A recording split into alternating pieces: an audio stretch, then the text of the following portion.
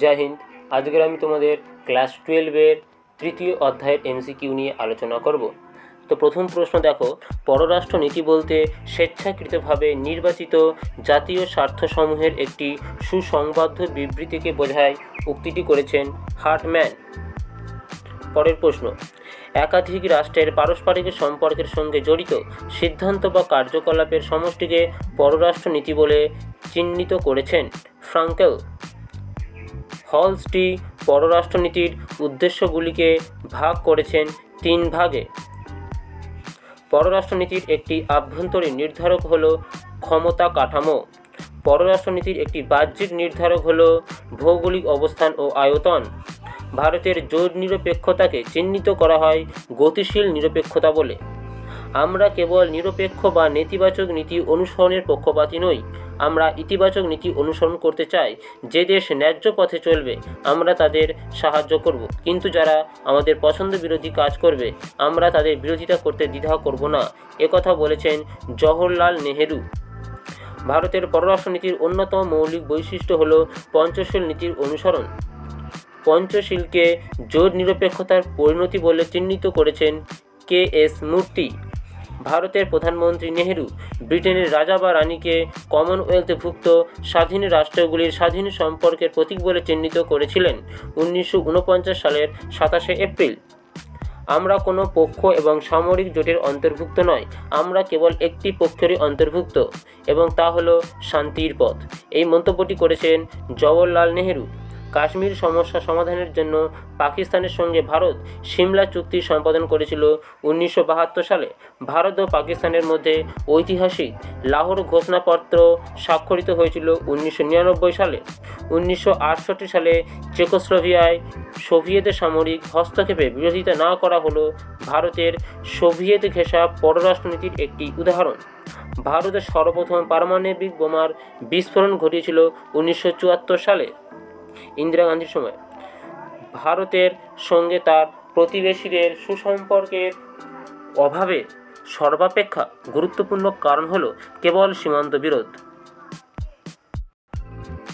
2013 সালে আগস্ট মাসে সিরিয়ার দামাস্কাসের শহরতলিতে রাসায়নিক গ্যাস প্রয়োগের ফলে কয়েকশো মানুষের মৃত্যু হলে তার দায়িত্ব বাশার আল আসাদ সরকারের ওপর চাপিয়ে দিয়েছিল মার্কিন প্রশাসন।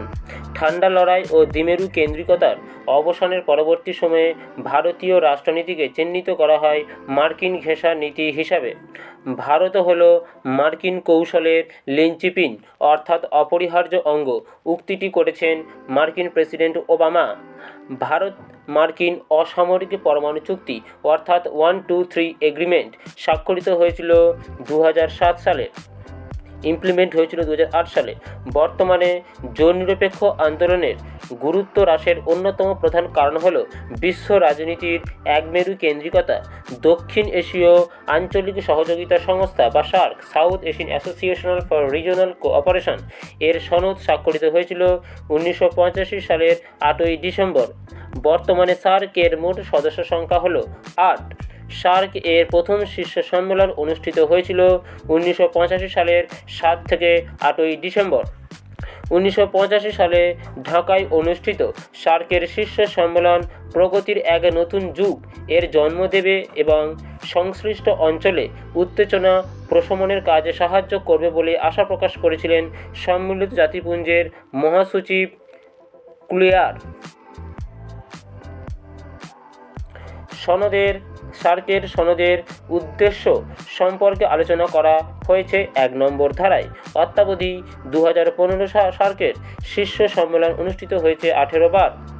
ভারতকে সার্কের উন্নতি ও প্রগতির কেন্দ্রবিন্দু বলে চিহ্নিত করেছেন জয়বর্ধনে। 2005 সালে সার্কের 8ম সদস্যের মর্যাদা লাভ করেছে আফগানিস্তান।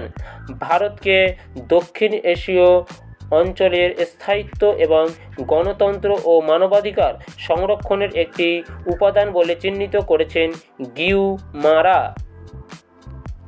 সার্কের ব্যাপারে ভারতের অবস্থান সবসময় অনিশ্চিত থেকে গেছে বলে অভিমত ব্যক্ত করেছেন পি ভেঙ্কটেশ্বর জুনিয়র। সার্কের প্রতিষ্ঠার ব্যাপারে ভারতের অগ্রণী ভূমিকা না থাকা সত্ত্বেও এর প্রতিষ্ঠাকে ভারতের চাণক্য পরিকল্পনা বলে চিহ্নিত করেছেন পাকিস্তান। দশম সার্ক শীর্ষ সম্মেলনে জুলাই 1998 ভারতের পারমাণবিক বোমা বিস্ফোরণ কেন্দ্র করে পাক ভারত বিতর্ক চরম আকার ধারণ করলে ভারত কোনো অবস্থাতেই প্রথমে পারমাণবিক অস্ত্রের ব্যবহার করবে না বলে সদস্যদের আশ্বস্ত করেছিলেন অটল বিহারী বাজপেয়ী। 1987 সালে নেপালের কাঠমান্ডুতে অনুষ্ঠিত তৃতীয় সার্ক সম্মেলনে সদস্য রাষ্ট্রগুলির পররাষ্ট্রমন্ত্রীরা যে চুক্তি স্বাক্ষর করেছিলেন তা হল সন্ত্রাসবাদ দমন সংক্রান্ত সার্কের আঞ্চলিক চুক্তি। সার্কের সপ্তম শীর্ষ সম্মেলনে 1993 সদস্য রাষ্ট্রগুলির মধ্যে সম্পাদ্য চুক্তি হল দক্ষিণ এশীয় বিশেষ সুবিধাপ্রাপ্ত বাণিজ্যিক এলাকা বা সাপটা,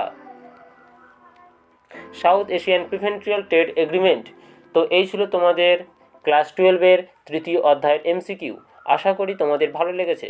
যদি ভালো লেগে থাকে তাহলে নলেজ 24x7 চ্যানেলকে সাবস্ক্রাইব করে অবশ্যই আমাদের পাশে থাকবেন। ধন্যবাদ।